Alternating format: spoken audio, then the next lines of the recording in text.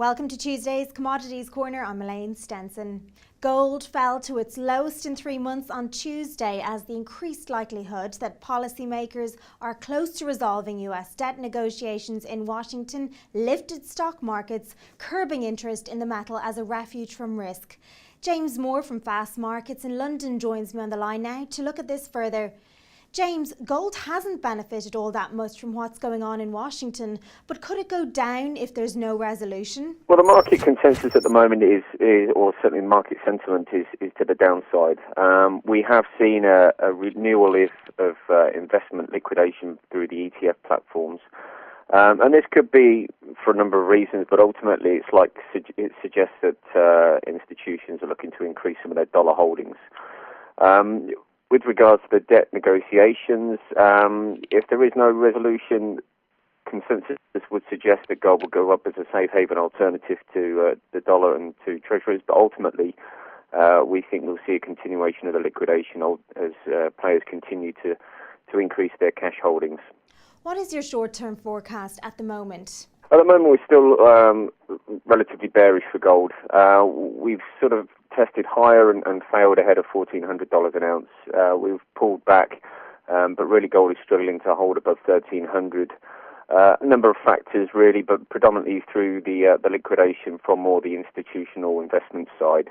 Again, it seems to be that risk sentiment or risk appetite is increasing despite the debt negotiations that are going on in the US at the moment, and as a result of that, investors are liquidating their gold holdings. Plus, as well, we've been through recently a relatively low period for the physical jewellery market, and that's eroded some of the demand base for gold. So at the moment, gold's succumbing to institutional pressure, and we think that's likely to continue, certainly over the next couple of weeks.